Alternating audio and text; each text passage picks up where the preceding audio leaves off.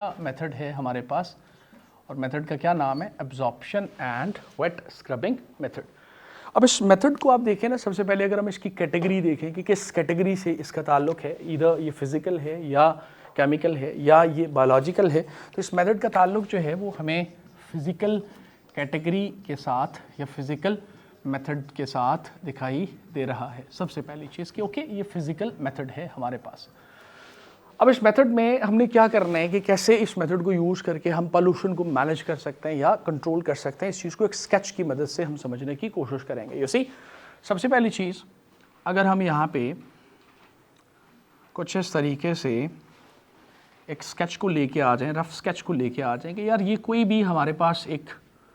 Source मौजूद है और किस चीज़ का सोर्स मौजूद है, सोर्स ऑफ पॉल्यूशन है हमारे पास। हम चाहें तो लिख भी सकते हैं इसके अंदर, क्योंकि ये हमारे पास क्या है, it is a source of pollution. अब वो कुछ भी, कोई फैक्ट्री, कोई इंडस्ट्री, कुछ भी हो सकता है, सिंबॉलिकली यहाँ पे मेंशन कर लिया। नाउ यू सी कि कोई भी जो सोर्स ऑफ पॉल्यूशन है वहाँ से ऑब्वियसली पॉल्यूशन तो आएगी,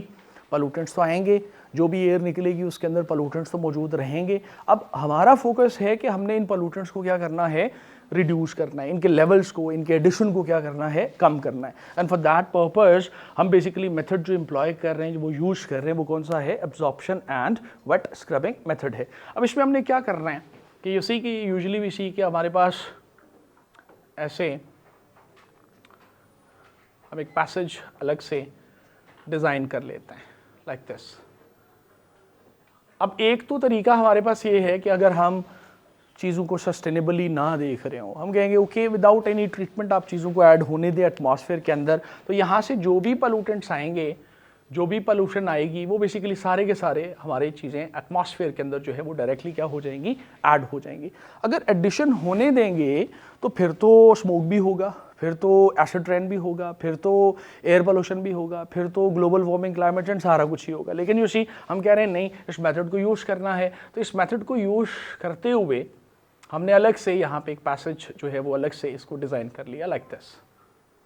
अब अलग से इसको जब डिज़ाइन कर रही है, जो रेड लाइन आपको नज़र आ रही है,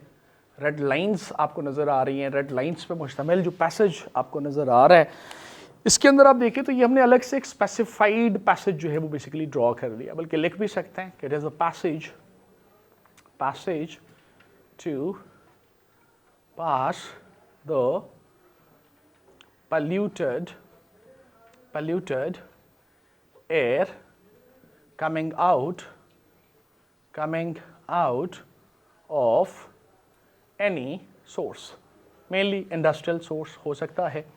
हम साथ में लिख भी देते हैं कि कोई भी हमारे पास इंडस्ट्रियल सोर्स इसका हो सकता है।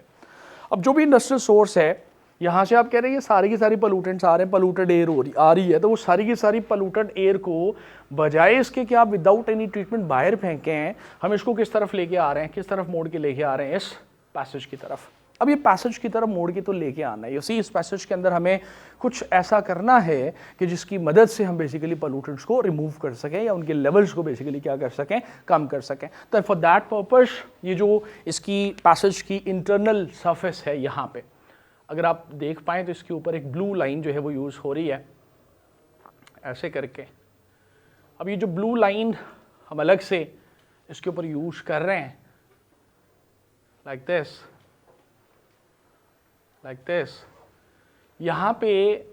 हमें इस पूरे के पूरे पैसेज को वेट करना है, इसकी वेटनेस करनी है। अब वेट किस चीज़ से करेंगे, यू सी यहाँ पे हम स्प्रे करेंगे, यू मे ऐड, बल्कि लिख भी रहे हैं, मैं लिख भी रहा हूँ, स्प्रेइंग ऑफ एन एब्जॉर्बेंट। यहाँ पे हमने कोई एब्जॉर्बेंट जो है उसको लेना है, एब्जॉर्बेंट को लेके उसको क्या कर देना है, यहाँ पे स्प्रे कर देना है। जब हम एब्जॉर्बेंट को स्प्रे कर रहे हैं तो यू सी कि ऑटोमेटिकली क्या होगा कि आपका जो इंटरनल सरफेस है, उसकी जो वॉल्स हैं वो क्या हो जाएंगी, वो वेट हो जाएंगी। और इसी वजह से मेथड के नाम के अंदर भी आपको यहाँ पे क्या लिखा नज़र आ रहा है, वेट लिखा नज़र आ रहा है। तो आप कह रहे हैं यार एब्जॉर्बेंट लिया, एब्जॉर्बेंट को लेके हमने उसको स्प्रे कर दिया। अब एब्जॉर्बेंट के तौर पे हमने किस चीज़ को यहाँ पे यूज़ करना है, मोस्ट कॉमनली यूज्ड जो एब्जॉर्बेंट है वो हम यूज़ कर सकते हैं यहाँ पे किसे, तो बहुत महंगी चीज़ भी नहीं है, and which is the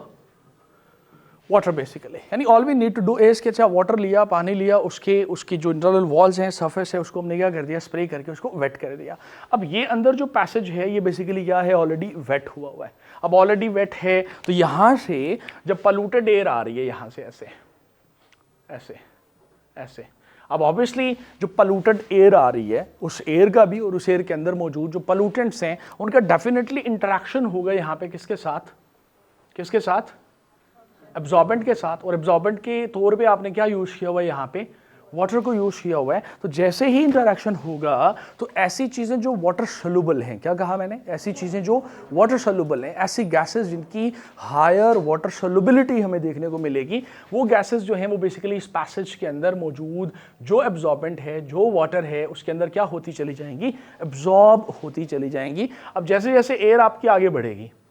air आपकी आगे बढ़ेगी और आपके पॉल्यूटेंट्स जो हैं वो एब्जॉर्ब होते चले जाएंगे। किसके अंदर एब्जॉर्ब होते चले जाएंगे, एब्जॉर्बेंट के अंदर, इस वाटर के अंदर। और ये फाइनली जब यहाँ से आगे चल के आप एयर को बाहर निकालेंगे, किसी भी सोर्स से बाहर निकालेंगे, तो ऑटोमेटिकली इसके अंदर से अब जो पॉल्यूटेंट्स मौजूद थे अब वो उन्हें आपने क्या कर लिया है, काफ़ी हद तक जो है वो क्या कर लिया है, उन्हें आपने रिमूव कर लिया है। तो जब पॉल्यूटेंट्स को आपने रिमूव कर लिया है तो दैट मीन्स कि ये जो एमिशंस हैं, ये जो किसी भी सोर्स से चीज़ें आई हैं, अब ये बेसिकली हमारे लिए या हमारे इन्वायरमेंट के लिए क्या साबित होंगी, बोलो क्या लिख रहा हूँ, लेस हार्मफुल साबित होंगी। अब हमारा पर्पस ये था कि किसी भी सोर्स से जो पॉल्यूटेंट्स आ रहे हैं उनके लेवल्स को क्या किया जाए, कम किया जाए। और उसके लिए हमने जो है वो मेथडोलॉजी जो अप्लाई कर ली, वो कौन सी कर ली, absorption and wet scrubbing method है। अब यहाँ पे ये है कि ये जो पैसेज है इसके अंदर जो चीज़ें एब्जॉर्ब हुई हुई हैं इनका क्या करना है। अब ये जो पैसेजेस हैं ये डिटैचेबल हैं और इनको आप हाई स्टीम की मदद से, हाई स्टीम की मदद से इसको जो है वो बेसिकली क्या कर रहे होते हैं, आप क्लीन कर रहे होते हैं, इसको क्या कर रहे होते हैं, साफ कर रहे होते हैं, दोबारा से आप इन्हें यूज़ भी कर लेते हैं। Now it depends upon your production pattern, यार आप 24/7 काम कर रहे हैं या पूरा हफ्ता आप काम कर रहे हैं या 12 घंटे काम कर रहे हैं, उस हिसाब से चीज़ें जो हैं वो तय हो रही होंगी। बट यूजुअली भी सी कि आपकी जो एब्जॉर्प्शन, जब आप चीज़ों को वेट करते हैं, इस एरिया को वेट करते हैं, तो कम से कम जो है वो 1-2-3 चीज़ें जो हैं वो निकाल जाती हैं। सो फोकस हमारा यहाँ पे रिमूवल के ऊपर था। किसके रिमूवल के ऊपर था, पॉल्यूटेंट्स के जो किसी भी सोर्स से आ रहे हों। तो अगर आप ये कर लें, अब मेथड्स में सिर्फ ये मेथड नहीं है, हमारे पास और भी मेथड्स हैं, बल्कि एक और चीज़ लिखें इसके ऊपर। हमने कहा ठीक है यार चीज़ें रिमूव हो सकती हैं, कौन सी चीज़ें रिमूव हो सकती हैं, चाहे तो लिखें this method is applicable, this method is applicable for the removal of sulphur oxides. This method is applicable for the removal of sulfur oxides and hydrogen sulfides and what hydrogen sulphides कि इन चीज़ों को remove करने के लिए अब obviously हमें पता है कि सल्फ़र ऑक्साइड्स वजह बने हैं दुनिया के अंदर, आपके एसिड रेन की भी, स्पेसिफिकली सल्फ़र डाइऑक्साइड। और आगे चले जाएं तो ये चीज़ें वजह बनी है दुनिया के अंदर किस चीज़ की, स्मोक की। ये चीज़ें वजह बनी है किस चीज़ की, आपकी एयर क्वालिटी के कंप्रोमाइज़ करने के अंदर भी। तो इन चीज़ों का जो डायरेक्ट एडिशन मल्टीपल सोर्सेज से हो रहा है, उस एडिशन को आप क्या कर सकते हैं, वो रिड्यूस कर सकते हैं, कम कर सकते हैं। और जहाँ तक बात है कि जी कहाँ कहाँ पर हम इनको अप्लाई कर सकते हैं, चाहे तो वो भी लिख सकते हैं। All we need to do is कि चलिए ये चीज़ें कहाँ कहाँ से आ रही हैं। तो you see this method is applicable, साथ ही लिखेंगे इसके, this method is applicable to, ये applicable for the steel mills, applicable for steel mills, applicable for steel mills। साथ लिखें another one is thermal power plants, thermal power plants और all such sources which emits sulfur oxides, which emits what, sulfur oxides and hydrogen sulfides, which